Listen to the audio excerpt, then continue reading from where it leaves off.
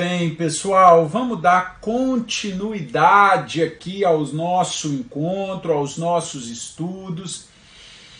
E agora nós vamos entrar, meus amigos, numa nova matéria. Nós vamos entrar na temática da responsabilidade civil do Estado. Eu amo essa matéria.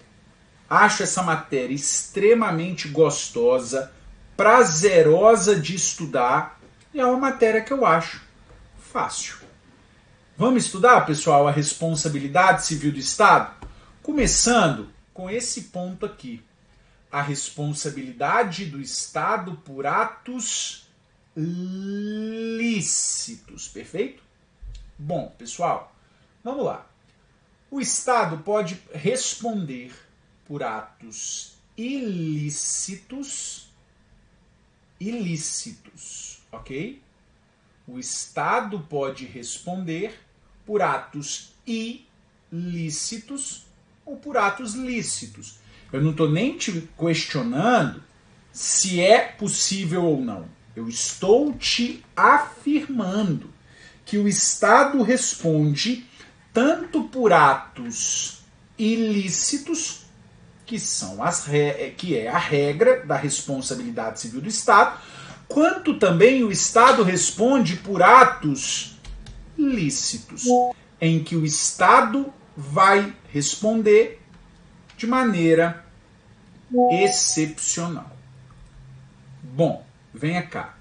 A responsabilidade do Estado por atos lícitos, como eu disse, ocorre de maneira excepcional quando nós estivermos diante de um dano anormal, extraordinário e específico.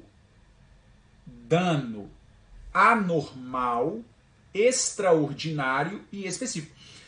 Por isso que a responsabilidade do Estado por atos lícitos é uma exceção. É quando nós estivermos diante de um ato, de um dano anormal, extraordinário e específico. Vem cá, observe o fundamento dessa responsabilidade do Estado por ato lícito. É a teoria da repartição, dos encargos sociais. Teoria esta que deriva do princípio da isonomia. É a teoria da repartição dos encargos sociais que decorre do princípio da isonomia, em que ônus e bônus precisam ser partilhados por toda a sociedade. Ônus e bônus precisam ser partilhados por toda a sociedade. Quer-se evitar a socialização do bônus e a privatização do ônus. Ônus e bônus precisam ser partilhados por toda a sociedade. Por isso haverá responsabilidade do Estado por ato lícito, que ocorrerá de maneira absolutamente excepcional, quando esse dano for anormal, extraordinário e específico. Exemplo, pessoal, de um ato lícito que gera essa responsabilidade do Estado. Uma obra pública. Ora, uma obra pública não é um ato lícito? É. Mas que pode gerar um dano anormal, extraordinário e específico. Imagine uma obra em que se interdita uma avenida. Uma obra em que se interditou uma avenida. Em que não passam carros, não passam pessoas, e isso ficou pelo prazo de 6 meses.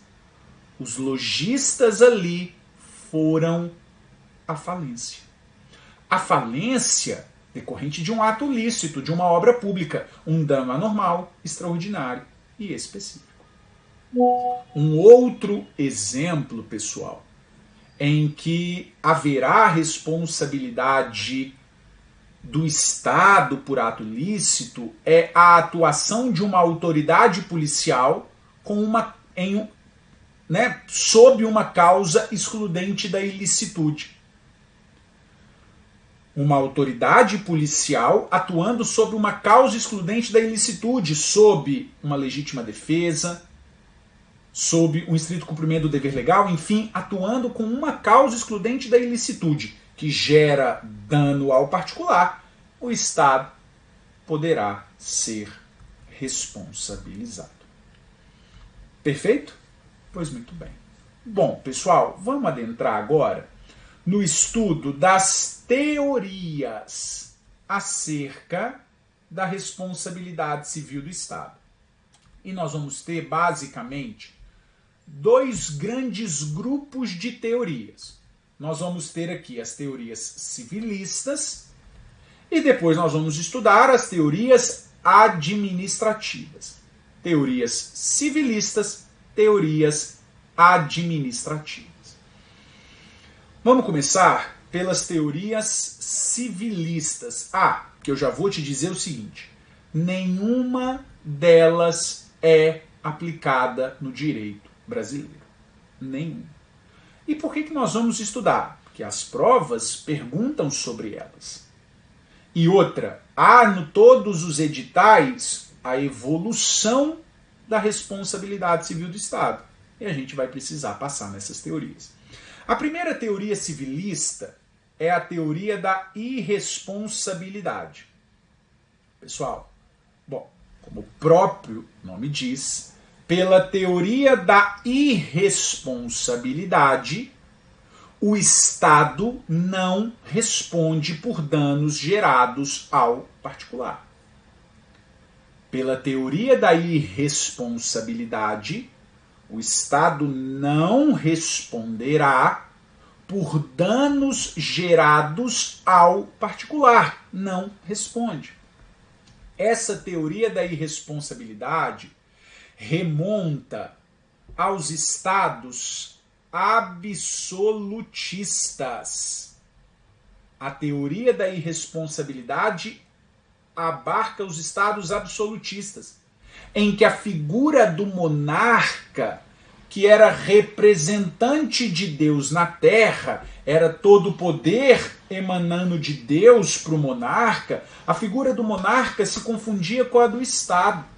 E não se poderia falar em responsabilidade do Estado, porque Deus não erraria. Pense, o monarca não é a figura de Deus na terra?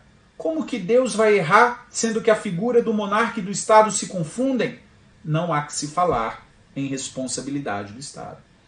Há uma expressão em inglês utilizada pela doutrina, que eu reproduzo aqui para você, que é a expressão the king can do no wrong. Ou seja, o rei não erra, né? Na verdade, o Estado não erra e o Estado não é responsabilizado. Tem também uma célebre frase atribuída a Luís XIV, né? Que ele diz: o Estado sou eu. O Estado sou eu. E que, portanto, não haveria que se falar na responsabilidade do Estado. Bom, preste atenção.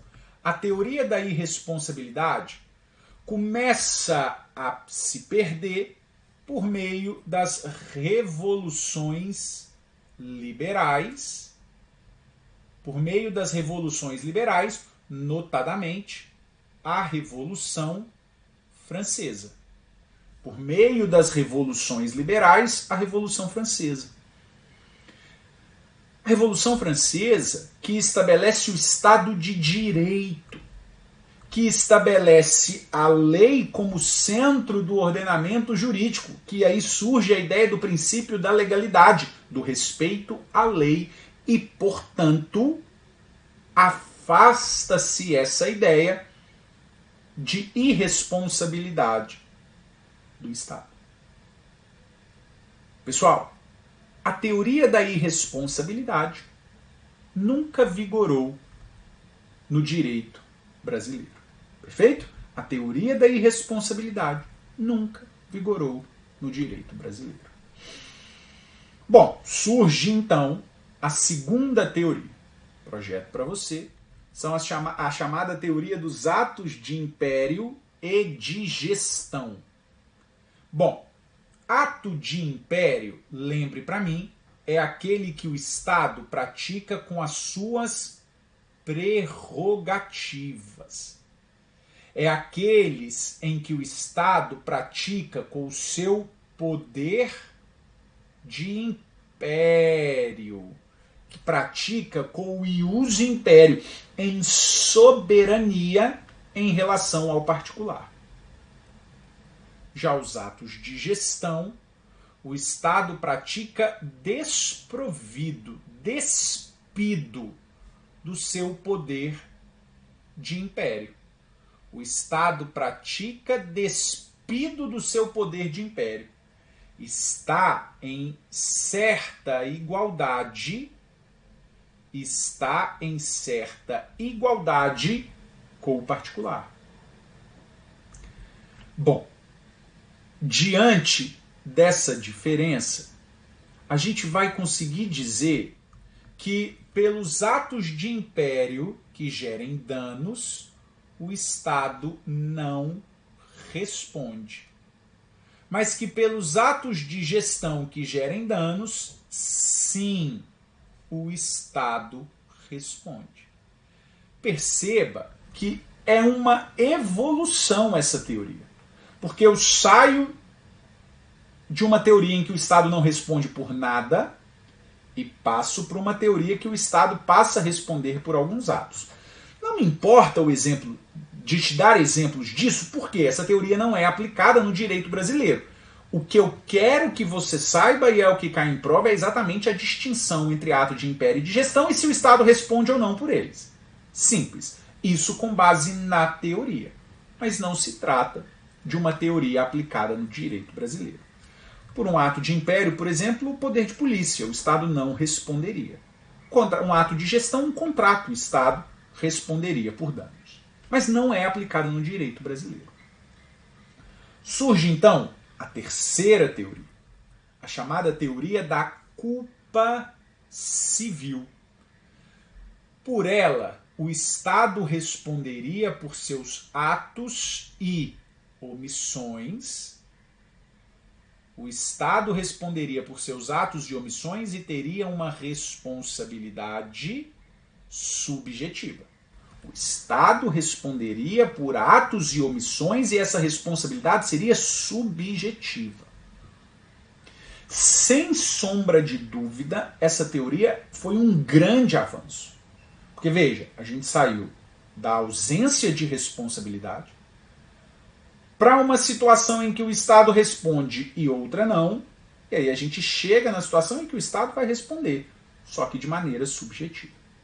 Apesar da evolução, a teoria da culpa civil também não é aplicada no direito brasileiro. Então, confirma o que eu disse a você. Nenhuma teoria civilista é aplicada no direito brasileiro.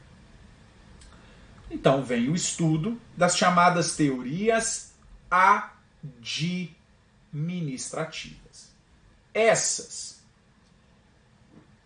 todas são aplicadas. Das teorias administrativas, todas são aplicadas. Mais ou menos, mas todas serão aplicadas no direito administrativo brasileiro.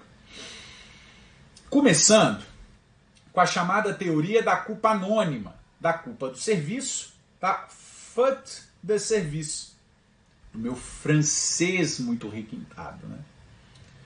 Pessoal, por esta teoria, vamos lá, o Estado responderia nos casos de omissão e teria uma responsabilidade subjetiva, partindo-se da premissa de negligência do Estado.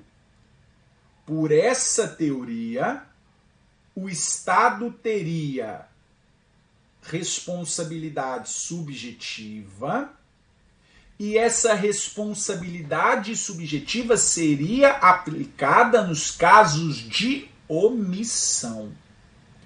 parte-se da premissa de negligência do Estado. Parte-se da premissa, venha cá, que o serviço não funcionou, o serviço não funcionou, o serviço funcionou mal, o serviço funcionou tardiamente. Serviço não funciona, funciona mal ou funciona tardiamente. Por isso é a ideia da culpa anônima. Por isso é a ideia, na verdade, da culpa do serviço. O serviço não funciona mal, funciona tardiamente, o serviço não funciona. Chamada de culpa anônima, pois não é necessário identificar a figura do agente. Não é necessário identificar a figura do agente. Basta comprovar a falha na prestação do serviço. Basta comprovar a falha na prestação do serviço. Pessoal, cuidado, porque eu disse a você que essa teoria é aplicada nos casos de omissão. Mas cuidado. Cuidado com o quê? Cuidado que hoje tanto o STF quanto STJ diferenciam a chamada omissão genérica da chamada omissão específica. Tanto o STF quanto o STJ. Então nós temos uma série de julgados que nós vamos estudar, inclusive, que fazem esse contraponto. Bom, vamos lá. A omissão genérica, de fato, seria regida pela teoria da culpa anônima,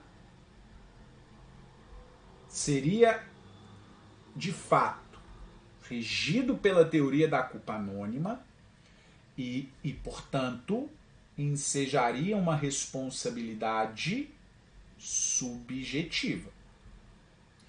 Exemplo clássico é o bueiro entupido e chuva. Bueiro está entupido, chove e alaga. A responsabilidade do Estado seria uma omissão genérica. Responsabilidade subjetiva. Na omissão específica, nós vamos falar do Estado na figura de garante. Nós vamos falar do Estado na figura de garante. É o Estado com um dever legal e específico de agir. É o Estado na figura de garante. É o Estado com um dever legal e específico de agir.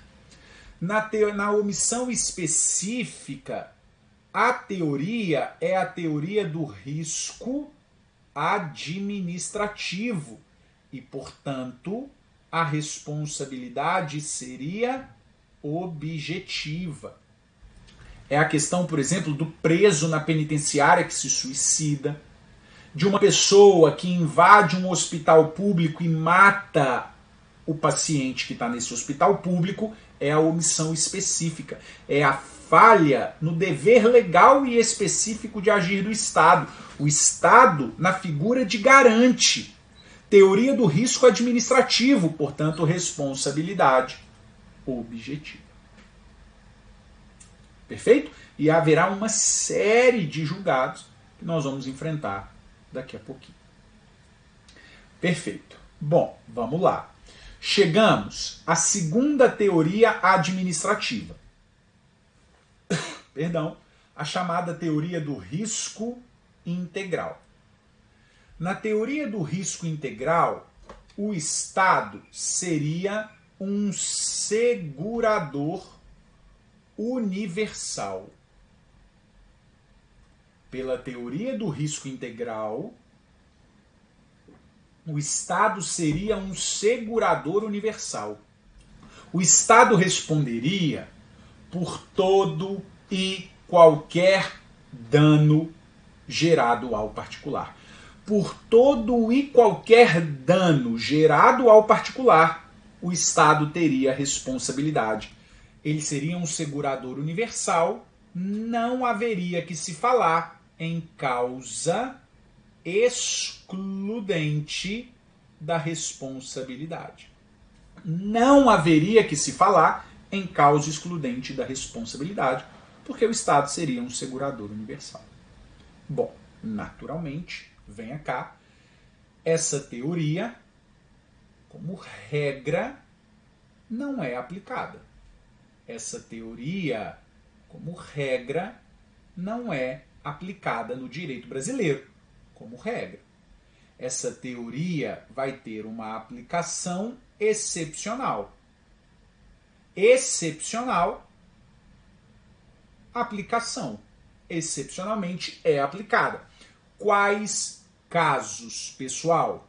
Primeiro, o dano nuclear. Primeiro, o dano nuclear. Segundo, o dano ambiental. Dano nuclear, que vem inclusive disposto no artigo 21, inciso 23, a linha D da Constituição. E o dano ambiental disposto no artigo 225, parágrafo 3º, também da Constituição. Então nós temos essas duas aplicações da teoria do risco integral. Mas nós temos uma terceira. Projeto para você. Também haverá aplicação da teoria do risco integral nos casos de danos causados por aeronaves,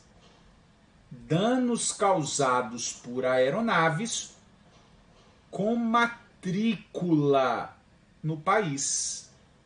Danos causados por aeronaves com matrícula no país, decorrentes de terrorismo ou atos de guerra. Isso aqui, naturalmente, te fez lembrar o 11 de setembro, né? E é exatamente por causa do 11 de setembro que foi feito isso. Foi celebrada uma convenção internacional que veio parar na legislação brasileira, que inclusive repercute na lei 10.309 de 2002. Perfeito? Aplicação excepcional da teoria do risco integral nessas três situações. Perfeito? Agora, a teoria aplicada como regra no direito brasileiro é essa aqui. É a chamada teoria do risco administrativo. Pessoal, a teoria do risco administrativo vem prevista no direito brasileiro desde a Constituição de 46. Desde a Constituição de 46 se fala na aplicação da teoria do risco administrativo. Teoria se chama do risco administrativo porque nós temos as chamadas causas excludentes da responsabilidade do Estado. Quais são essas causas excludentes da responsabilidade do Estado? Nós temos o caso fortuito e a força maior. Nós temos a culpa exclusiva da vítima e nós temos a culpa exclusiva de terceiro. Caso fortuito, força maior. Culpa exclusiva da vítima, culpa exclusiva de terceiro. Caso fortuito e força maior, não importa a diferença. que lá no direito civil, as pessoas, os doutrinadores ficam tentando diferenciar. Em direito administrativo isso é irrelevante. Caso fortuito e força maior. Ponto. Segundo, terceiro, é a culpa exclusiva da vítima ou culpa exclusiva de terceiro. Pessoal, a culpa exclusiva de terceiro, dependendo da doutrina, também é chamado de fato de terceiro, ok? Eu só quero te chamar a atenção o seguinte, para que haja a exclusão, é a culpa exclusiva da vítima. Porque existe a chamada culpa concorrente. A culpa concorrente não exclui a responsabilidade. A culpa concorrente atenua a responsabilidade do Estado. Para excluir a responsabilidade é a culpa exclusiva. Bom, pessoal, o que a causa excludente da responsabilidade faz? Rompe, deixa eu melhorar isso aqui, rompe com o nexo causal. Rompe com o nexo causal. Ponto. Perfeito? Muito bem. Vou fechar o nosso bloco. Volto no nosso próximo e último bloco deste encontro para continuarmos o estudo da teoria do risco administrativo. Até daqui a pouco.